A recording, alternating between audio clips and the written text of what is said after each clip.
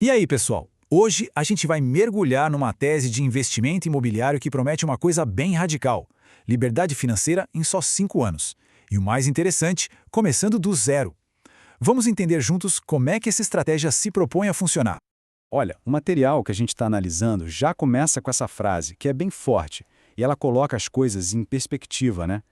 O que está em jogo aqui não é só grana, é sobreviver uma vida com mais propósito, sabe? Aproveitar o nosso potencial antes que seja tarde demais.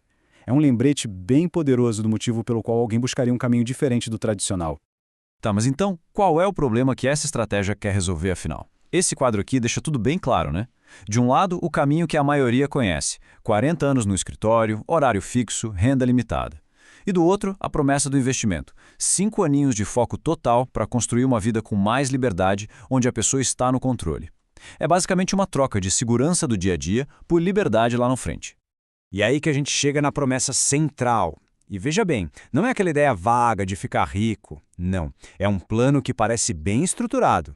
A tese é essa: trocar 5 anos de trabalho, um trabalho intenso, estratégico, por 50 anos de liberdade. 50! E o ponto-chave é exatamente esse: a promessa é de alcançar essa liberdade toda em 5 anos, mesmo para quem está começando do absoluto zero. É uma afirmação e tanto, né? Então, bora entender qual é a mecânica por trás disso. Beleza, então como é que isso funciona na prática? A estratégia toda se baseia em 3 pilares que trabalham juntos. O primeiro é a construção para venda. A ideia aqui é gerar um lucro alto e rápido para levantar capital. O segundo é o Airbnb, que serve para criar aquela renda mensal, um fluxo de caixa forte. E o terceiro, que na verdade é o ponto de partida de tudo, são os leilões. É o jeito de comprar os imóveis muito abaixo do preço de mercado, já garantindo um lucro na largada que vai alimentar todo o resto. Então vamos começar pelo primeiro pilar, a tal da construção para venda. A lógica aqui é bem direta. Você cria um ativo de alto valor a partir de um terreno e, na hora de vender, realiza um lucro bem expressivo. Aí, claro, a primeira pergunta que todo mundo pensa é essa, né? É o medo número 1 desse modelo. E se gastar um tempão, uma grana e a casa não vender? Mas calma, a estratégia lida com isso de frente. E aqui vem o pulo do gato. A lógica é invertida. O método não é sair construindo e ficar torcendo para vender. Não. O princípio aqui é pesquisar a demanda primeiro. É entender direitinho que tipo de casa, em que lugar e por qual preço as pessoas querem comprar. E só depois construir algo que seja a resposta exata para essa demanda. E isso tudo é feito seguindo um processo de 5 passos. Olha só, o passo 3, a captação de recursos, é fundamental. E não é só sobre conseguir financiamento para a obra, não. É sobre a compra inteligente do ativo principal, o terreno. E é aí que o pilar dos leilões entra com tudo, permitindo comprar a matéria-prima, digamos assim, por um preço bem abaixo do mercado. Isso já dá um gás enorme para a viabilidade do projeto todo. Vamos ver um exemplo prático para a coisa ficar mais clara. Pega o caso do Fabiano, lá em Florianópolis. Ele começou o projeto dele com uma compra muito boa.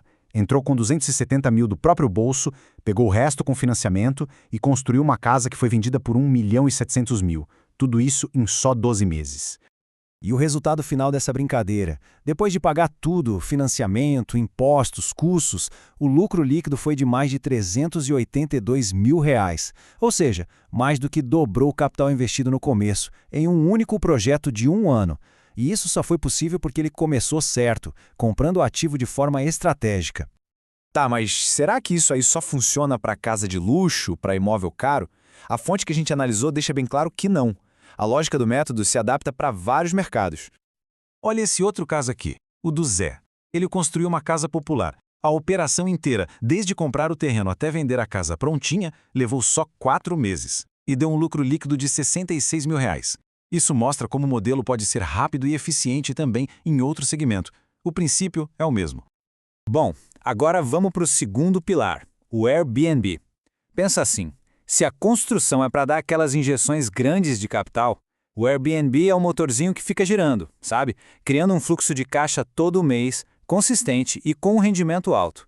E muitas vezes usando imóveis que também foram comprados de um jeito bem vantajoso lá nos leilões.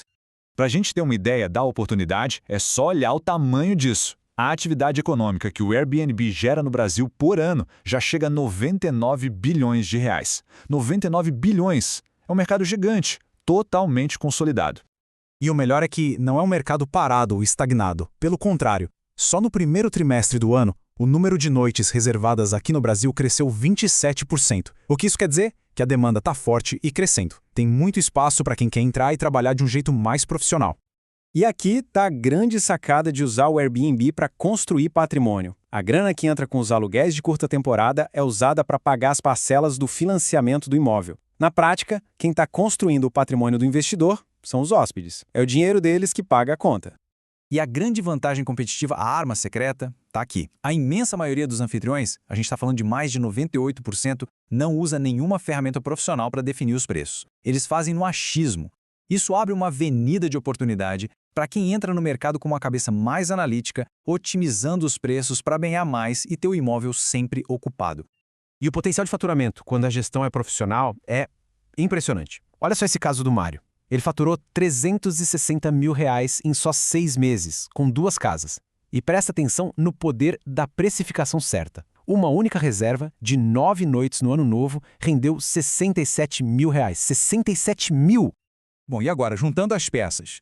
O grande segredo aqui não é usar cada pilar separado, é entender como eles se encaixam, como um alimenta o outro, para criar um ciclo que acelera o crescimento. E esse ciclo está desenhado aqui. É uma engrenagem. Tudo começa com o passo 1. Comprar um ativo barato, geralmente em leilão, já garantindo um lucro logo de cara, na compra. Esse ativo pode ser um terreno para construir, que vai gerar um capitalzão. Esse dinheiro, por sua vez, pode ser usado para comprar outro imóvel, quem sabe para o Airbnb, que vai gerar fluxo de caixa todo mês. E aí, os lucros dessas duas frentes são reinvestidos para comprar mais ativos em leilão e a roda gira de novo, cada vez com mais força. Claro, sempre tem risco envolvido, né? Mas a fonte faz uma distinção que é muito importante. A ideia não é correr risco de qualquer jeito, às cegas. É sobre assumir riscos calculados, ou seja, aqueles riscos que foram superanalisados e que dá para gerenciar. Sabe, a pesquisa antes de um leilão, o estudo de demanda antes de construir, essa vontade de agir, mas com base em análise, que separa quem tem resultado de quem só fica olhando. Isso tudo leva a gente para o ponto final, que talvez seja o mais importante de toda essa tese. A grande barreira para a maioria das pessoas não é falta de inteligência, nem falta de oportunidade. É a inércia. É aquele medo, aquela hesitação de dar o primeiro passo. E para fechar, a gente termina com essa frase bem provocadora da fonte, é um chamado direto para a ação. Ela sugere que o maior obstáculo não é a capacidade que a pessoa tem, mas sim a decisão de começar.